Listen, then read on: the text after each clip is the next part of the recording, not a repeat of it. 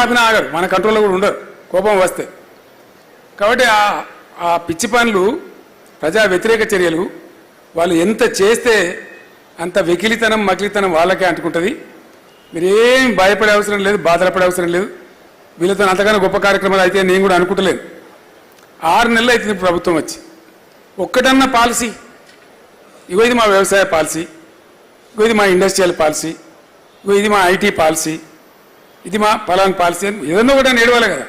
ఒక్కటన్నా ఏ ఒక్క పాలసీ అన్న ప్రకటించిన ప్రభుత్వం?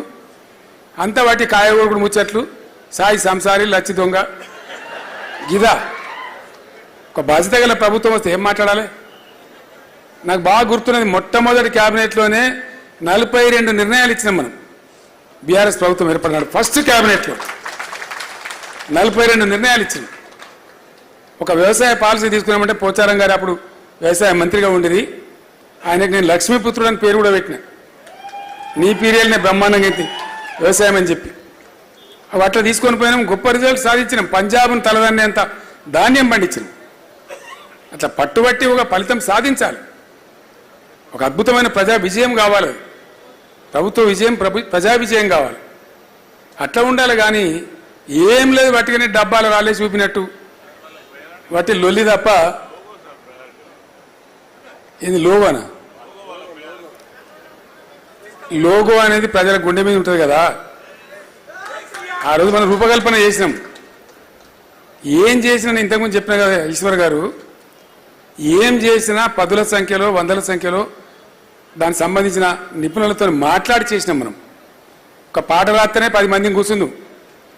దళిత బంధు పాటలు రాస్తే బాలసేని రప్పించి ఓ 20 మంది కళాకారులను రప్పించి నా పొలం కాడ కూర్చొని ఫామ్లా ఒక వారం తిప్పలవాడు రాసినాం.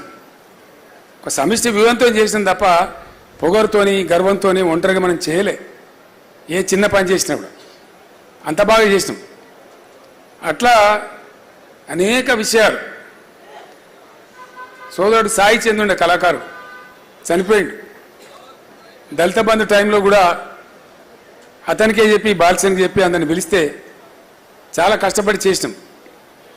ఒక పాట రాయనన్నా, ఒక మాట మాట్లాడనన్నా, ఒక భావాన్ని ప్రజల్లోకి తీసుకుపోవాలన్నా కళాకారులు కావచ్చు, మేధావులు కావచ్చు, ఆ రంగ నిపుణులు కావచ్చు, వాళ్ళతో చర్చలు చేసినాం. మనం ఆఫీసర్గా ఇష్టం వచ్చినట్టు చేయలే. అందువల్లనే మంచి ఫలితాలు వచ్చినాయి, కాంక్రీట్గా వచ్చినాయి. అన్ని వర్గాల ప్రజలకు ఆనందం ఉండే. ఇప్పుడు ఆ ఆనందాన్ని ప్రజలు కోల్పోయినామనే సంగతి ప్రజలకు తెలిసిపోయింది. మన డబ్బా కొట్టుడు కాదు. కాబట్టి ఎట్టి పరిస్థితుల్లో ఉజ్వలమైన భవిష్యత్తు మనకే ఉంటుంది, బీఆర్ఎస్కే ఉంటుంది. అట్లానే మనం ఇంట్లో పడుకోవద్దు. నూతన ఉద్యమ పందాన్ని ఆవిష్కరించి ప్రస్తుత పరిస్థితులలో ఏది సమంజసమో, ఏ కార్యాచరణ అనువైనదో దాన్ని ఆవిష్కరణ చేసి ముందుకు తీసుకుపోయే కార్యాచరణ త్వరలోపలనే తీసుకుందాం, దాన్ని నిర్ణయించుకుందాం. ఎన్నికలు ఉండడం వల్ల మన యొక్క వార్షికోత్సవాన్ని కూడా జరుపుకోవాలి. బీఆర్ఎస్ వార్షికోత్సవాన్ని ఏప్రిల్ 27 కరెక్ట్గా ఎలక్షన్ మధ్యలో ఉండే, అది కూడా జరిపే బాధ్యత మన మీద ఉంది.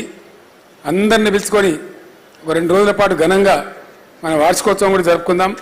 బీఆర్ఎస్ వార్షికోత్సవం మిగతా కార్యక్రమాలకు అన్నిటికీ అందరం కలిసి సమిష్టి నిర్ణయం తీసుకొని రూపకల్పన చేసుకుందాం, ముందు కొనసాగుదాం. ఒకటే మాట నేను మీకు చెప్తా ఉన్నా, దేవుడిచ్చినటువంటి ఆయుష్ నాకు ఎంతవరకు ఉంటే అంతవరకు 100కు 100% చివరి శ్వాస వరకు కూడా తెలంగాణ కోసం పనిచేస్తే తప్ప ఎట్టి పరిస్థితుల్లో విశ్రమించే ప్రశ్న లేదు, విరమణ చేసే ప్రశ్న లేదు.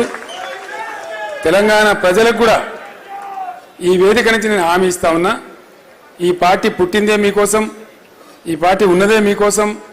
తప్పకుండా మీకోసం అడుగడుగున పోరాటం చేస్తుంది, ఎటువంటి త్యాగాలకైనా సిద్ధపడుతుంది తప్ప వేరే ఇంకో ఆలోచన లేదని చెప్పి మనవి చేస్తూ మరొక్కసారి 50 మంది తెలంగాణ ప్రజానీకానికి, మన గులాబీ సైనికులకు, ఉద్యమ సహచరులకు, అందరికీ అమరులైనటువంటి విద్యార్థులకు, మిత్రులకు, ప్రాణత్యాగం చేసిన పెద్దలకు, ప్రతి ఒక్కరికి కూడా తెలంగాణ ఉద్యమాభివందనాలు. ఈ దశాబ్ది ఉత్సవ వేడుకల సందర్భంగా వందనాలు తెలియజేస్తూ నేను విరమిస్తా ఉన్నా. జై తెలంగాణ, జై తెలంగాణ. ధన్యవాదాలు.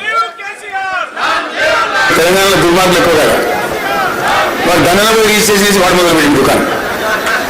వాడు ఏం చేయలేదు, సన్నాసాలు ఏం చేయలేదు. యాక్చువల్లీ పోతుగల్ అని ఒక ఊరు ఉంటుందండి.